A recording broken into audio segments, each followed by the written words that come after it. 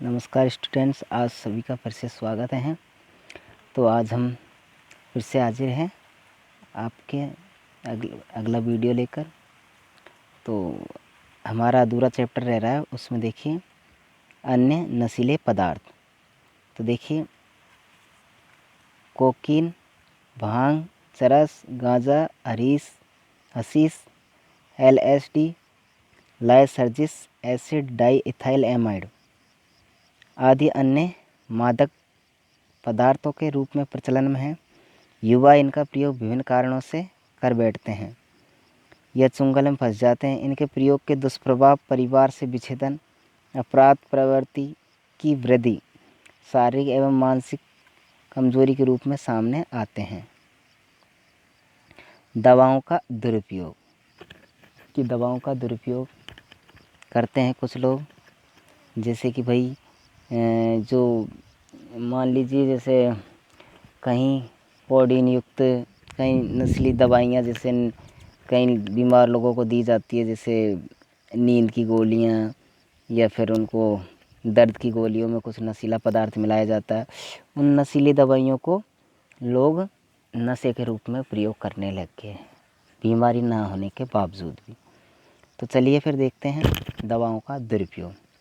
दक्षिण एशिया में मादक पदार्थों की मांग के विषय में किए गए एक सर्वेक्षण के अनुसार भारत में नशा करने वालों में 42% शराब, 20% अफीम, 30% हेरोइन और 6% गांजा तथा 18% से अधिक लोग अन्य प्रकार के नशे के आदी हैं। रिपोर्ट के अनुसार डॉक्टर के पर्चे पर मिलने वाली दवाओं जैसे मॉर्फिन, पैथेडीन, ब्यूप्रीनॉर्फिन, प्रोपोक्सीफिन, नाइट्राजीपाम, डाइजीपाम का दुरुपयोग नशे के लिए बढ़ा है। स्मैक का प्रयोग भी बढ़ा है। पंजाब,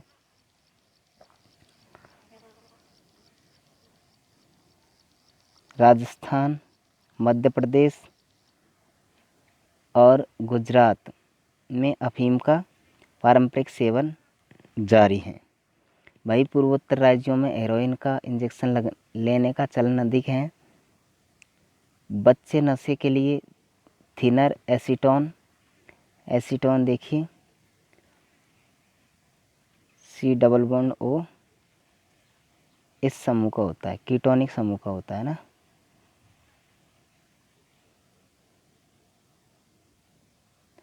तो एसीटोन भी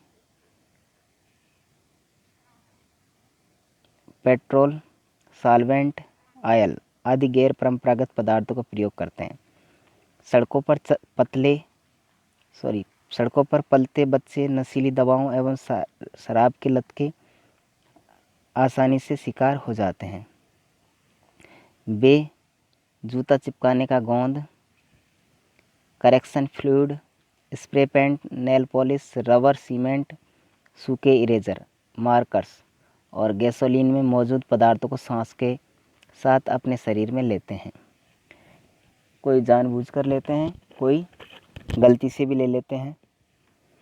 नशे में जिंदगी की सच्चाई तथा भूख से बेखबर होने का प्रयास करने से बच्चे डरावने सपने, फेफड़ों में सूजन, गुर्दों की खराबी और कभी कभी ठीक नहीं होने वाली मानसिक क्षति जैसी शारीरिक एवं मानसिक समस्याएं मोल ले लेती हैं। कि जैसे कूड़े कचरे बीनने वाले जो बच्चे हैं, उनमें क्या है कि कुछ सारे दिन कचरे बीन के और कुछ पैसे उनको बेचकर पैसे आते हैं, उनसे कुछ नशीले पदार्थ खरीद लेते हैं, फिर उनका सेवन करते हैं। और कुछ फुटपाथ पर जो जूते जो चिपकाने वाले गोंद, कुछ कई प्रकार के पदार्थों का इस तरह से सेवन करते हैं। अब आता है खाद्यों पदार्थों में मिलावट के दुष्प्रभाव। आज जन सामान्य के बीच एक आम साधारण बनती जा रही है कि बाजार में मिलने वाली हर चीज़ में कुछ न कुछ मिलावट ज़रूर है। जन सामान्य की चिंता स्वाभाविक भी है और मिलावट खैर सबसे ज़्यादा हमारी रोज़मर्रा की ज़रूरत की चीज़ों पर पड़ रहा है। संपूर्ण देश में मिलावटी खाद्य पदार्थों की भरमार हो गई है। आजकल नकली दूध, घी, तेल, चाय पत्ती, मसाले आदि धड़ल्ले से बिक रहे हैं। अगर कोई इन्हें खाकर बीमार पड़ जाता है तो हालत और भी ख़राब हो जाती है, क्योंकि जीवन रक्षक दवाइयाँ भी नकली बिक रही हैं। भाई मान लीजिए कोई व्यक्ति बीमार है और ऊपर से उसको नकली दवाई मिल जाए तो वो तो और भी ज़्यादा उसकी समस्या मतलब उसकी परेशानियाँ और बढ़ जाती हैं। तो मतलब ठीक होने के बजाय वो और ज़्यादा बीमार हो जाता है। जैसे कई बार कोई आदमी को बीमारी हो जाती है तो उसके वो बीमारी ठीक नहीं होती उन दवाइयों से। और आजकल क्या है कि डॉक्टर भी है ना, जो कमीशन के चक्कर में नकली दवाइयाँ लिख देते हैं। ओरिजिनल दवाइयों को ना लिखकर नकली दवाइयाँ लिखते हैं, क्योंकि नकली दवाइयाँ वैसे सस्ती होती है, रेट ज़्यादा होती हैं, तो उसकी वजह से वो नकली दवाइयों को लिख देते हैं और उनको जो मेडिकल होता है उनके साथ उनका कमीशन जुड़ा होता है, इसी वजह से। एक अनुमान के अनुसार लगभग 30 से 40% सामान में मिलावट होती है। खाद्य पदार्थों में मिलावट की वस्तुओं पर निगाह डालने पर पता चलता है कि मिलावटी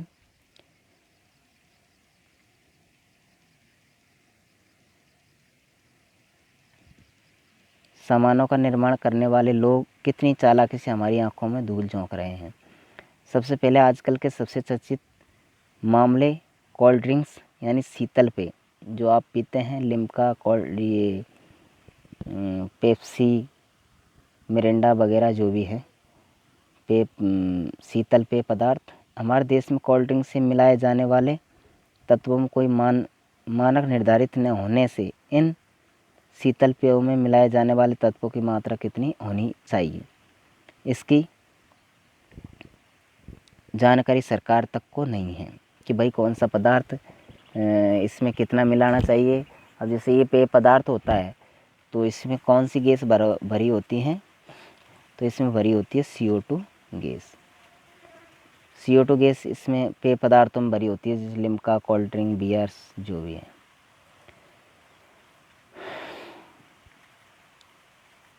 दरअसल कोल्ड ड्रिंक्स में पाए जाने वाले लीडेन, DDT, मेलेथियन, देखिए भाई इनमें कौन से पदार्थ पाए जाते हैं, लीडेन, DDT, मेथिलियन और क्लोरपाइरीफॉस। ये कैंसर, स्नायु, प्रजनन संबंधी बीमारियां और प्रतिरक्षा तंत्र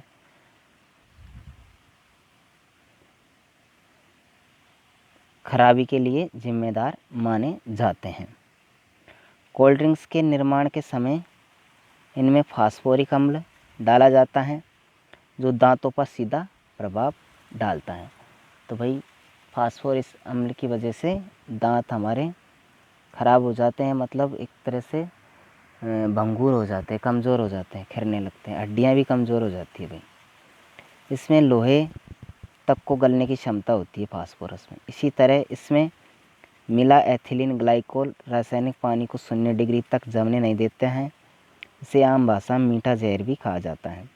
इसी प्रकार बोरिक, एरिथोर्बिक और बेंजोइल अम्ल मिलकर कोल्ड ड्रिंक्स को अति अम्लता प्रदान करते हैं, जिससे पेट में जलन, खट्टी डकारें, दिमाग में सनसनी, चिड़चिड़ापन, एसिडिटी और हड्डियों के विकास में अवरोध उत्पन्न हो जाता है।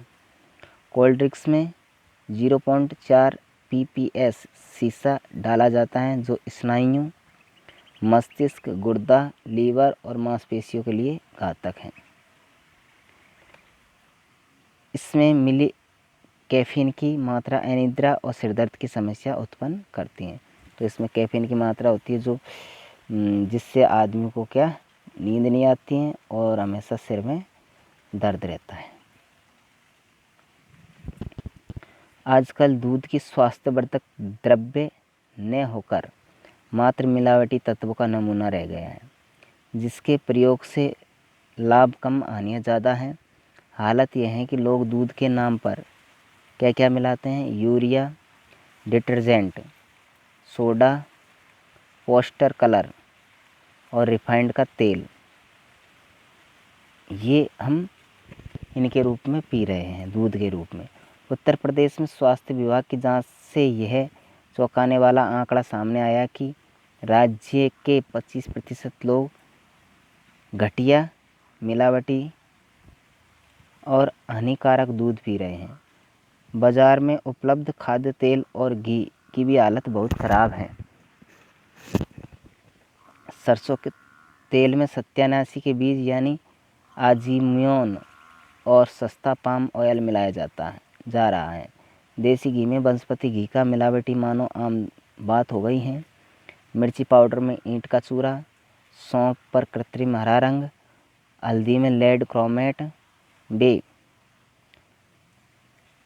पीली मिट्टी, धनिया और काली मिर्च में गंधक,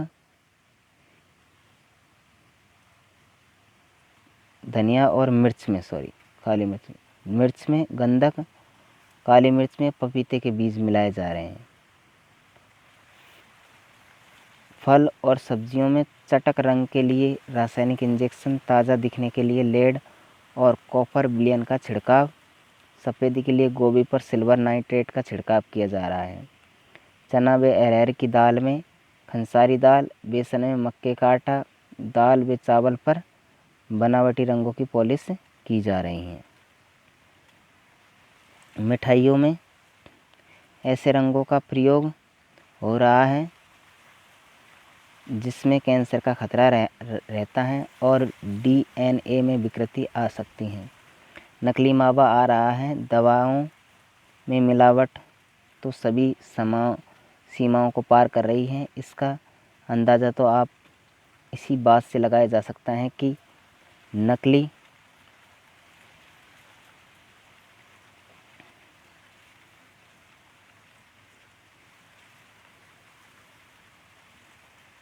दवाइयों की समस्या और औषधि विनिमय पर गठित मसालकर समिति ने नकली दवाओं का धंधा करने वालों को मृत्युदंड तक देने की सिफारिश की है। प्रश्न यह उठता है कि आखिर मिलावट के इस महारोग से निपटने में कानूनी रूप से क्या प्रावधान है? सच्चाई तो यह है कि समस्या की जड़ में देश में ज़रूरी मानकों का अभाव है। सुरक्षित भोजन के संदर्भ में भारत में मुख्य कानून है 1954 का खाद्य पदार्थ अल्प मिश्रण निषेधन अधिनियम PFA। इस कानून का नियम 65 खाद्य पदार्थों में कीटनाशकों या मिलावट का नियमन करता है। तो वही कानून बनाया गया है जिसमें 65 खाद्य पदार्थों में कीटनाशकों का मिलावट का नियमन किया गया है कि भाई इसमें कीटनाशकों का मिलावट किया जाता है। लेकिन यह नियम दोषी लोगों को सज़ा दिलाने में लगभग नाकाम ही साबित हो रहा है, क्योंकि सब नेता अधिकारी सब भ्रष्ट हो रहे हैं। तो कोई इसमें एक्शन नहीं लेते हैं, जिससे ये लोग पकड़े जाने के बाद छूटकर पुनः उसी धंधे में लग जाते हैं। मतलब पैसे भरकर वापस उसी धंधे में लग जाते हैं। कानून चाहे कितने कठोर बना दिए जाए, लेकिन जब तक कामचोरी या स्पष्ट अक्षमता, जानबूझकर या गलती से जांच कार्यों को कमज़ोर करना, मुकदमों का सही ढंग से चलना, धन और शक्ति राजनीतिक प्रभावों का इस्तेमाल तथा कछुए की चाल से चलती न्यायिक प्रक्रिया में परिवर्तन नहीं होता है।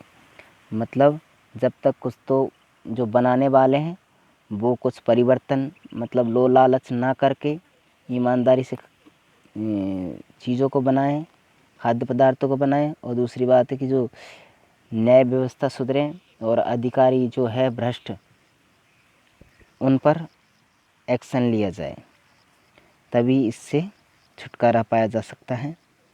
बात तो चाल से चलती न्याय प्रक्रिया में परिवर्तन नहीं होता है, बात बनने वाली नहीं है। सरकार यदि वास्तव में मिलावट को रोकने के लिए दृढ़ संकल्प हो जाए तो इसमें कोई दो राय नहीं कि उस पर रोकने लग सके। आवश्यकता बस एक ठोस नीति और उस पर उचित क्रियान्वयन की है। तो हमने जो पढ़ा है महत्वपूर्ण बिंदु देखी। पोषण जीवन का आधार है। शरीर के सुचारू संचालन हेतु संतुलित भोजन आवश्यक है। भोजन में प्रोटीन, कार्बोहाइड्रेट, विटामिन, खनिज लवण की कमी से शरीर में रोग उत्पन्न हो जाते हैं। तो मतलब कार्बोहाइड्रेट, प्रोटीन, वसा, विटामिन, खनिज लवण ये आवश्यक रूप से हमारे भोजन में होने चाहिए। अगर इनमें से कोई भी एक भी तत्व की कमी हो तो वो संतुलित भोजन नहीं रहकर एक प्रकार से किसी आवश्यक तत्व की कमी हो जाएगी, जिससे अभाव रोग हो जाते हैं। जल ही जीवन है। जल दैनिक जीवन में बहुत से क्रियाकलापों हेतु आवश्यक है। दूषित जल द्वारा मानव में अनेक रोग फैल जाते हैं। मतलब भाई आप दूषित जल काम में लोगे तो पहली बार तो आप नहाने धोने में काम लेते हैं, तो उससे क्या चमड़ी रोग जैसे स्किन प्रॉब्लम हो जाती है। दूसरी बार जो खाना बनाने में यूज़ करोगे तो उससे भी कई बीमारी हो जाती हैं और इससे शरीर को नुकसान होता ही है। नशीले पदार्थ, गुटखा, तंबाकू, अफीम, शराब, भांग आदि का प्रयोग लोगों द्वारा बहुत अधिक हो रहा है। इनका शरीर पर नकारात्मक प्रभाव पड़ता है। कुछ के कारण कैंसर जैसे असाध्य रोग तो कहीं असामयिक मृत्यु का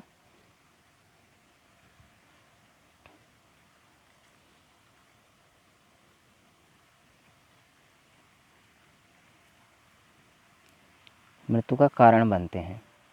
बाजार में बिकने वाली अधिकांश खाद्य सामग्री में मिलावट होती हैं, फिर भी हम लगातार इन्हें उपयोग में लेते हैं, जिससे हमारे शरीर पर कई हानिकारक प्रभाव पड़ते हैं।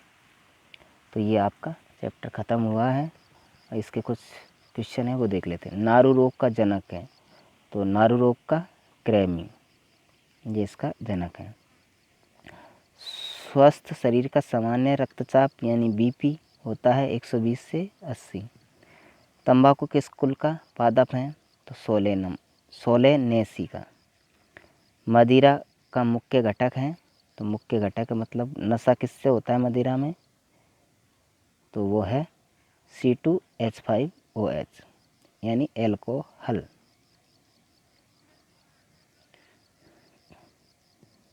एल्कोहल्स, ठीक है। आयोडीन की कमी से कौन सा रोग होता है, घेंघा रोग, ठीक है ना। तो ये आपका चैप्टर ख़त्म हुआ।